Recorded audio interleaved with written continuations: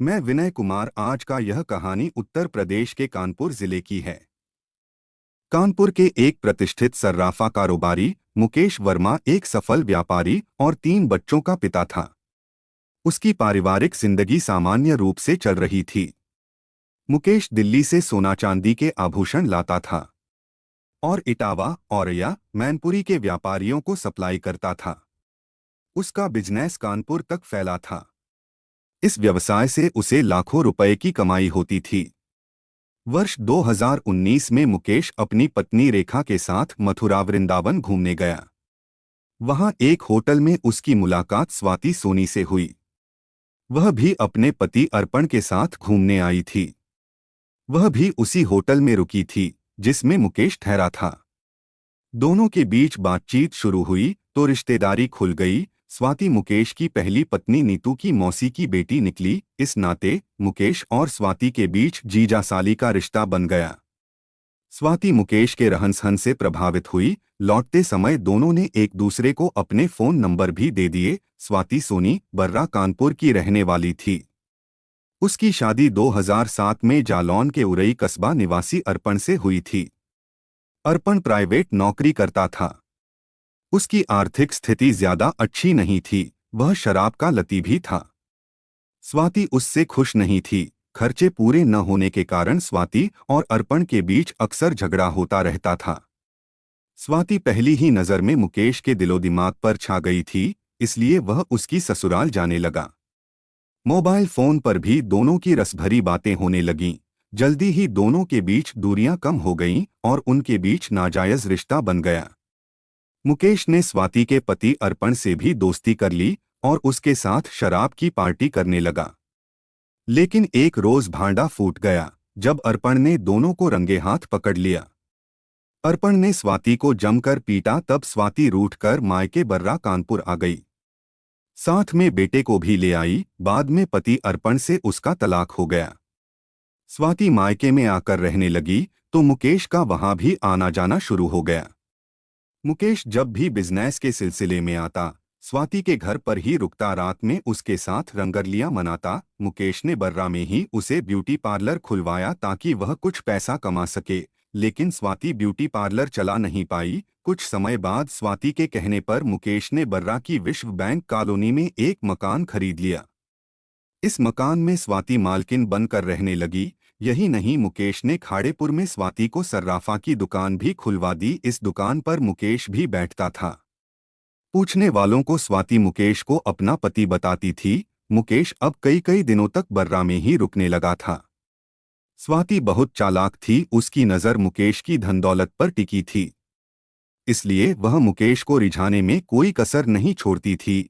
स्वाति मुकेश के प्यार में इतनी अंधी हो गई थी कि वह उसके साथ शादी रचाकर जिंदगी भर तक साथ रहने का सपना देखने लगी थी। अपना सपना पूरा करने के लिए स्वाति ने मुकेश के सामने शादी का प्रस्ताव रखा तो वह राजी हो गया। मुकेश यह तक भूल गया कि वह शादीशुदा और 4 बच्चों का बाप है। मुकेश के राजी होने के बाद स्वाति ने उसके साथ मंदिर में विवाह कर लिया। फिर वह हनीमून के लिए मुकेश के साथ गोवा चली गई। वहां से सप्ताह भर बाद मौज मस्ती करने के बाद दोनों लौटे। एक रोज रेखा ने पति के मोबाइल फोन में स्वाति की फोटो देखी तो उसका माथा ठनका। उसने गुप्त रूप से जानकारी जुटाई तो पता चला कि दोनों के बीच नाजायज रिश्ता है। अपना घर उजड़ता देखकर रेखा ने विरोध शुरू किया, जिससे दोनों के बीच झगड़ा होने लगा।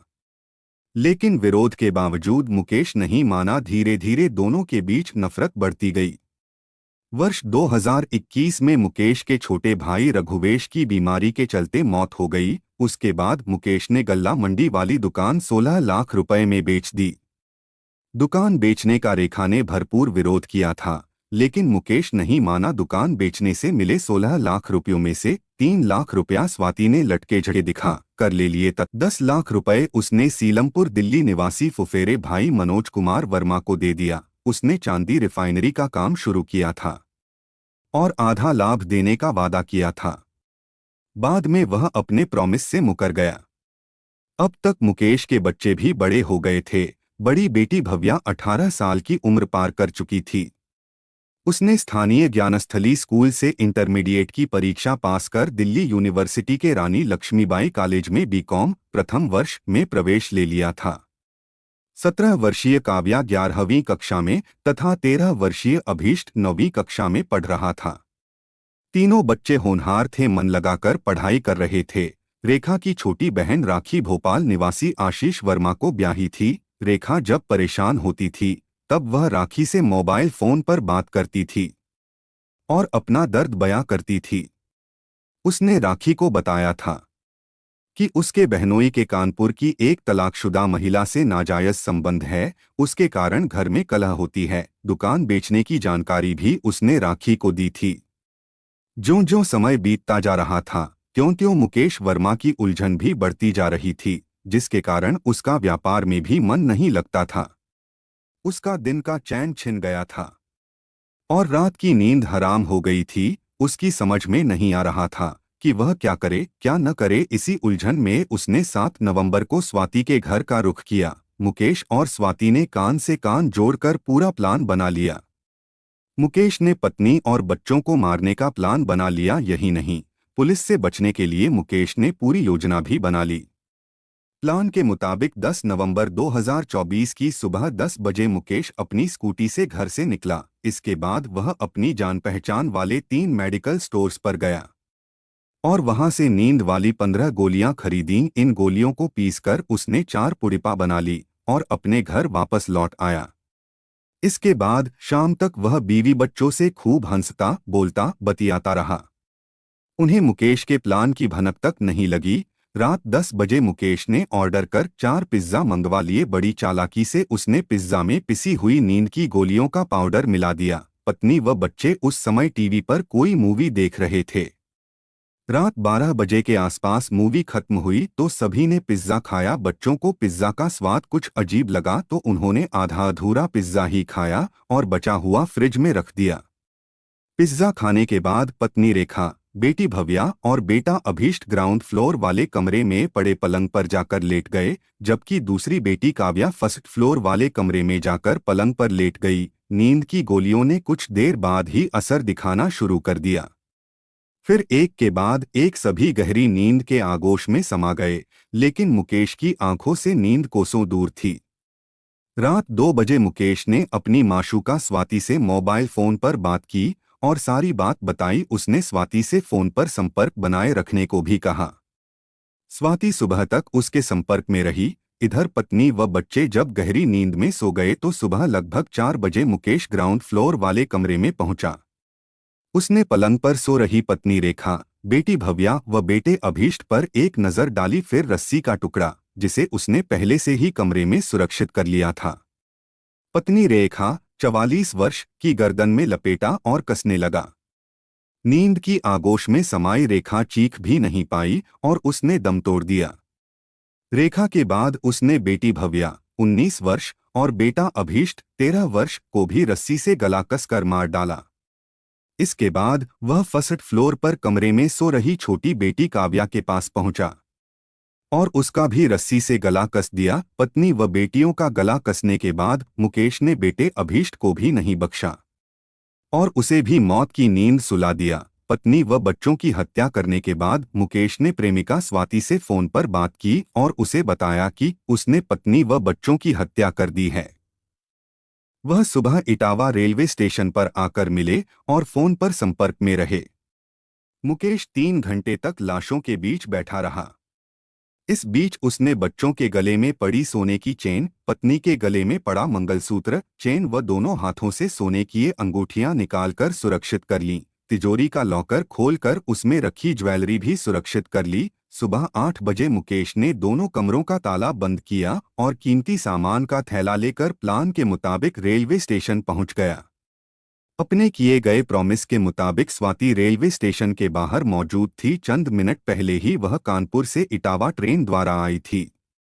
मुकेश ने कुछ मिनट स्वाति से बात की, फिर कीमती सामान वाला थैला उसे थमा दिया। इसके बाद दोनों बस स्टॉप आए। मुकेश ने स्वाति को कानपुर जाने वाली बस में बैठा दिया। बस में बैठते ही स्वाति ने अपना मोबाइल फोन स्विच ऑफ कर लिया। पुश्तैनी मकान में रहने वाले मुकेश के भाइयों ने सुबह मुकेश के दोनों कमरों में ताला लगा देखा तो था, लेकिन उन्होंने ज्यादा गौर नहीं किया। उन्होंने सोचा कि मुकेश परिवार के साथ कहीं घूमने फिरने गया होगा, एक दो दिन में वापस आ जाएगा। मुकेश ने पुलिस से बचने का प्लान पहले से ही बना लिया था। उसी प्लान के तहत वह सिविल लाइंस कोतवाली पहुंचा। वहां टंगे बोर्ड से उसने सीओ सिटी अमित कुमार सिंह का फोन नंबर नोट किया। फिर दोपहर में गल्ला मंडी स्थित एक होटल पर भरपेट खाना खाया। यहीं पर उसने एक सुसाइड नोट तैयार किया। इस सुसाइड नोट में उसने अपने भाई अखिलेश वर्मा व सीलमपुर दिल्ली निवासी फुफेरे भाई मनोज कुमार वर्मा पर लाखों रुपया हड़पने और मांगने पर ताने मारकर जलील करने का आरोप लगाया तथा आत्महत्या करने को उकसाने का आरोप लगाया। इस नोट को लिखने के बाद गल्ला मंडी में ही एक ज्वेलर्स की दुकान पर उसने अपनी सोने की अंगूठी बेची। अंगूठी बेचने से उसे जो पैसे मिले उनमें से 700 रुपया सैलून वाले को तथा 1500 रुपया सोनू नाम के व्यक्ति को उधारी के दिए। सामूहिक हत्याकांड को अंजाम देने के बावजूद मुकेश विचलित नहीं हुआ। वह बेखौफ इटावा शहर की गलियों में घूमता रहा। शाम 6 बजे के बाद उसने अपने साढ़ू भोपाल निवासी आशीष वर्मा तथा भिंड निवासी साले रविंद्र व सत्येंद्र से फोन पर बात की और हालचाल पूछा। उसने अपने भाइयों से भी फोन पर बात की, लेकिन किसी को महसूस नहीं होने दिया कि उसने 4 लोगों का मर्डर किया है। रात करीब 7:15 बजे मुकेश ने सुसाइड नोट का फोटो खींचकर सीओ सिटी अमित कुमार सिंह को व्हाट्सएप कर दिया तथा डायल 112 पर सूचना दी कि उसकी पत्नी व बच्चों ने सुसाइड कर लिया है। वह भी सुसाइड करने रेलवे स्टेशन जा रहा है। इसके बाद उसने बेटी काव्या व पत्नी रेखा के मोबाइल फोन के व्हाट्सएप स्टेटस पर मृतकों की फोटो लगाकर कैप्शन लिखा, ये सब लोग खत्म। और फिर उसने अपना मोबाइल फोन स्विच्ड ऑफ कर लिया। इस स्टेटस को देखकर सगे संबंधी सन्न रह गए। पड़ोसी भी सकते में आ गए। पड़ोसी मुकेश के घर पहुंचे तो ताला बंद था। उन्होंने मुकेश के बड़े भाई रत्नेश वर्मा व अवधेश वर्मा को सूचना दी। थोड़ी देर बाद दोनों भाई घर आ गए। उन्होंने पड़ोसियों के सहयोग से कमरों का ताला तोड़ा। अंदर का दृश्य देखकर सभी का कलेजा कांप उठा। रत्नेश वर्मा ने सूचना थाना सिविल लाइंस पुलिस को दी तो हड़कंप मच गया। सूचना पाते ही एसएचओ विक्रम सिंह चौहान पुलिस दल के साथ लालपुरा स्थित मुकेश वर्मा के घर आ गए। मामले की गंभीरता को समझते हुए उन्होंने सूचना पुलिस अफसरों को दी तो थोड़ी देर में मौके पर एसएसपी संजय कुमार वर्मा, एसपी अभयनाथ त्रिपाठी तथा सीओ सिटी अमित कुमार सिंह भी आ गए। पुलिस अफसरों ने घटनास्थल को देखा तो सहम गए। 2 कमरों में 4 लाशें पड़ी थीं। दोनों कमरों में खून की एक बूंद भी नहीं थी। अब तक फोरेंसिक टीम भी आ गई थी और वह जांच में जुट गई थी। घर का मुखिया मुकेश वर्मा घर से नदारद था। पुलिस को पता चल गया था कि उसने डायल 112 पर पत्नी व बच्चों के सुसाइड करने की जानकारी दी, लेकिन वह स्वयं कहाँ है, जीवित भी है या नहीं, इसकी जानकारी न देकर उसने अपना मोबाइल फोन बंद कर लिया था। अब तक मीडिया को भी घटना की जानकारी मिल गई थी, इसलिए मीडिया कर्मियों की भी भीड़ जुट गई थी। पुलिस ऑफिसर इस स्थिति में नहीं थे कि वे बता सकें कि मामला हत्या का है या आत्महत्या का। उनके सवालों से बचने के लिए 4 शवों को इटावा के सदर अस्पताल पोस्टमार्टम के लिए भेज दिया। मुकेश की खोज में पुलिस ने उसके मोबाइल फोन को सर्विलांस पर लिया तो रात 8:20 पर उसकी लोकेशन इटावा रेलवे स्टेशन के पास मिली। उसके बाद उसका फोन बंद हो गया था। पुलिस की टीम इटावा रेलवे स्टेशन पहुंची। वहां पता चला कि मुकेश रेल से कटकर आत्महत्या करना चाहता था, लेकिन वह सफल नहीं हुआ। वह जीआरपी पुलिस की हिरासत में है। पुलिस टीम तब मुकेश को अपनी कस्टडी में लेकर थाना सिविल लाइंस आ गई। थाने में पुलिस अफसरों ने जब मुकेश से पूछताछ की तो उसने पहले से प्लानिंग कर बनाई गई कहानी पुलिस को बताई। उसने पुलिस अधिकारियों को बताया कि पिछले कई सालों से वह परेशान था। रिश्तेदारों को उसने 15 लाख रुपए उधार दिए थे जो वापस नहीं कर रहे थे।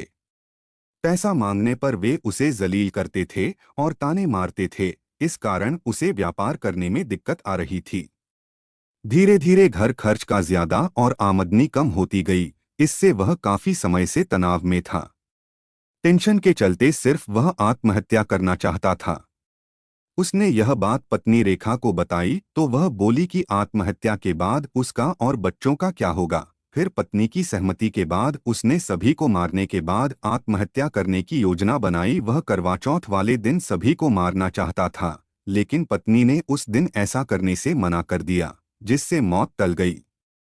इसके बाद दीपावली के बाद का प्लान बनाया। 11 नवंबर 2024 को बड़ी बेटी भव्या पढ़ाई के लिए वापस दिल्ली जाने वाली थी, इसलिए उसने एक दिन पहले ही सबको मारने का प्लान बनाया। प्लान के मुताबिक वह मेडिकल स्टोर से नींद की 15 गोलियां खरीद कर लाया। 5 गोलियां पीस कर पत्नी रेखा को पिज्जा के साथ मिलाकर खिला दी। बाकी गोलियां बच्चों को पीस कर पिज्जा के साथ खिला दी। उसने बताया कि गला घोंटते समय बच्चे बेहोशी की अवस्था में बोले थे, पापा ये क्या कर रहे हो। तब मैंने उनसे कहा था कि मेरे मरने के बाद तुम लोग रह नहीं पाओगे, इसलिए मरना ही बेहतर है, और फिर गला घोंटकर सभी को मार डाला। मुकेश ने आगे बताया कि घटना को अंजाम देने के बाद वह दिन भर शहर की गलियों में भटकता रहा। रात 8:30 बजे वह इटावा रेलवे स्टेशन पहुंचा और सुसाइड के लिए पूर्वी छोर पर पटरियों के बीच लेट गया। मरुधर एक्सप्रेस उसके ऊपर से गुजर गई, लेकिन वह बच गया। जीआरपी ने उसे पकड़ा। जामातलाशी में पुलिस को मुकेश से 2 मोबाइल फोन बरामद हुए। उन्हें पुलिस ने सुरक्षित कर लिया। मुकेश की निशानदेही पर पुलिस ने उसके घर से रस्सी का वह टुकड़ा बरामद कर लिया, जिससे उसने पत्नी व बच्चों का गला घोंटा था। पुलिस अधिकारियों ने पूछताछ के बाद उसकी बात को सच मानकर उसका बयान दर्ज किया। लेकिन अधिकारियों के मन में एक फांस चुभ रही थी कि मुकेश को यदि आत्महत्या करनी ही थी तो उसने घर में क्यों नहीं की। घटना को अंजाम देने के 16 घंटे बाद वह आत्महत्या करने इटावा रेलवे स्टेशन क्यों गया। वह भी बच गया। उसके शरीर पर खरोंच तक नहीं आई। उन्हें लगा कि दाल में कुछ काला जरूर है। 12 नवंबर 2024 को इस हत्या आत्महत्या प्रकरण की खबर प्रमुख अखबारों में छपी, जिसे पढ़कर लोग सन्न रह गए। शहरवासियों तथा सगे संबंधियों की भीड़ मुकेश के घर पर जुट गई। सहमति से आत्महत्या की बात न शहरवासियों के गले उतर रही थी और न ही परिवार तथा सगे संबंधियों की समझ में आ रही थी। पुलिस ने मामले की तह तक पहुंचने के लिए मुकेश के बड़े भाई एडवोकेट रत्नेश वर्मा, अवधेश वर्मा तथा मां चंद्रकला से पूछताछ की। उन्होंने बताया कि रिश्तेदारों व पड़ोसियों के फोन आने के बाद वह मुकेश के घर गए तो देखा कि लाशें पड़ी थीं। रत्नेश ने बताया कि मुकेश के घर में तनाव जैसी कोई बात नहीं थी। तनाव की बात उसने कभी उन्हें नहीं बताई। आर्थिक स्थिति भी कमजोर नहीं थी। वह सोने चांदी के व्यापार में अच्छा पैसा कमाता था। पता नहीं मुकेश ने यह कदम क्यों उठाया। अब तक मृतका रेखा का भाई भिंड निवासी सत्येंद्र सोनी भी बहन के घर आ गया था। उसने पुलिस ऑफिसरों को बताया कि उसने भांजी काव्या का स्टेटस देखा था, जिसमें लिखा था ये सब खत्म, बहन और बच्चों की फोटो लगी थी। इसके बाद उसने सबको फोन लगाया, लेकिन किसी का फोन नहीं लगा। यहां आकर पता चला कि बहन व बच्चों की हत्या हो गई है।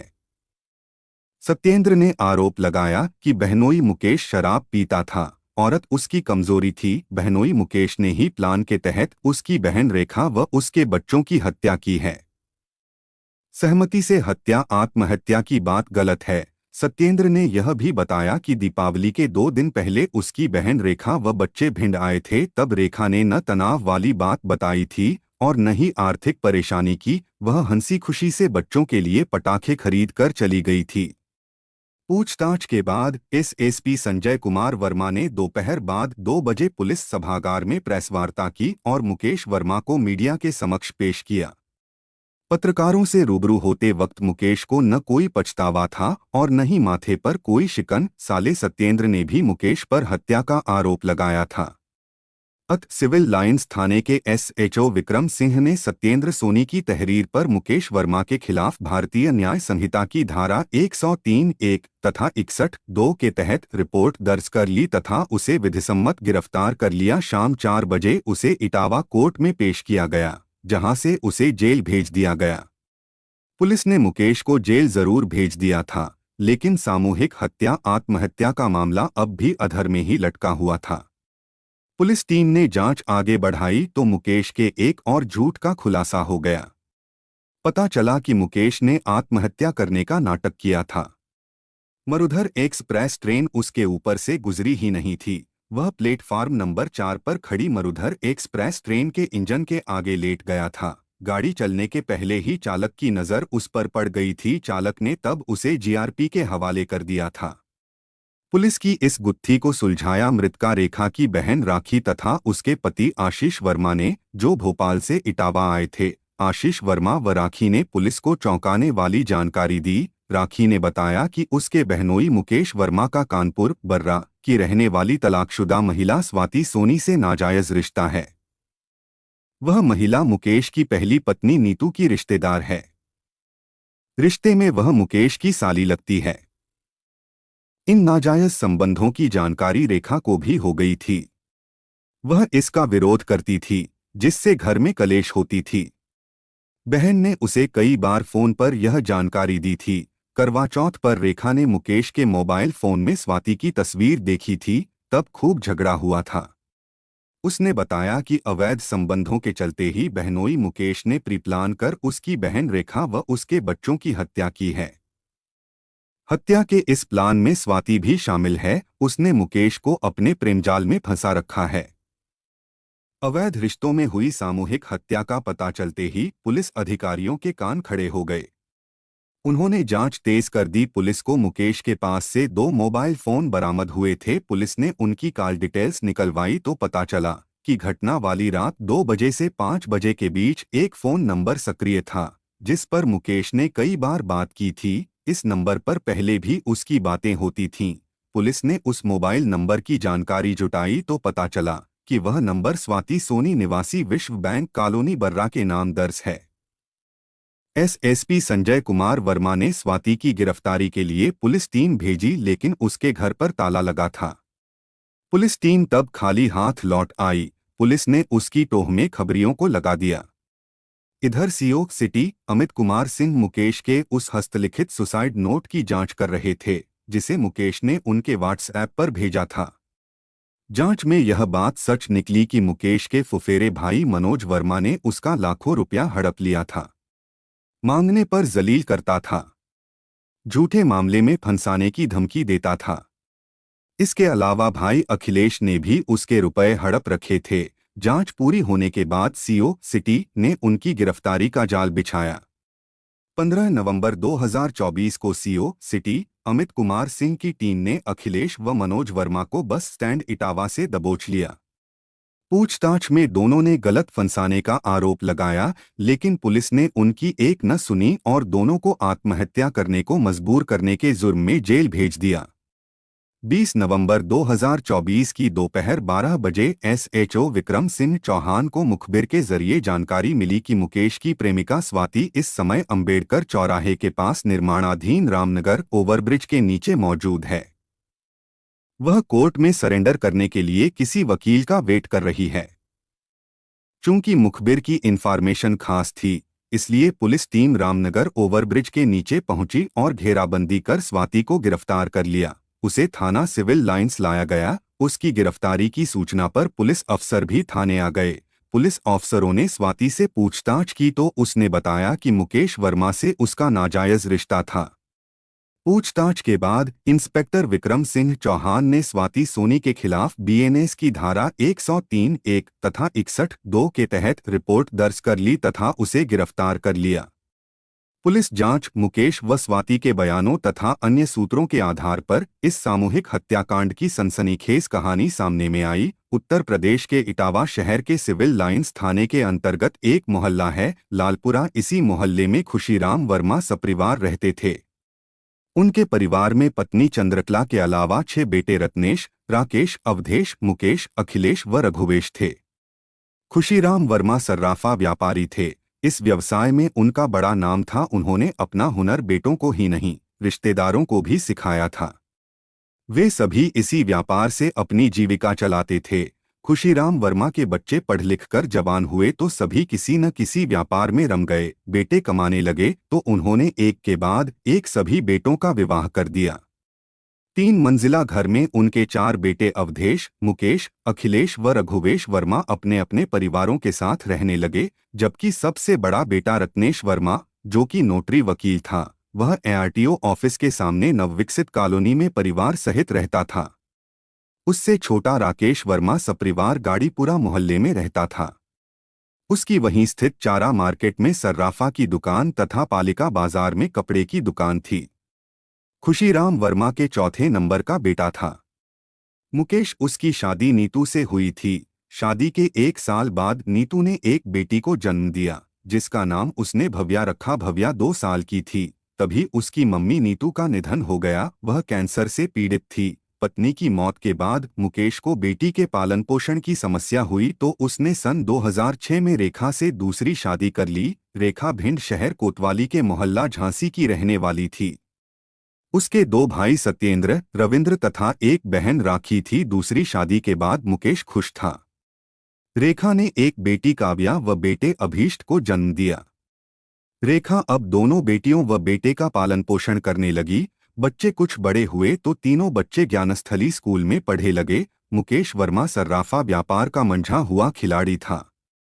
सर्राफा की दुकान पर उसका छोटा भाई रघुवेश बैठता था। 21 नवंबर 2024 को पुलिस ने आरोपी स्वाति सोनी को इटावा कोर्ट में पेश किया, जहां से उसे जिला जेल भेज दिया गया। मुकेश को पुलिस पहले ही जेल भेज चुकी थी।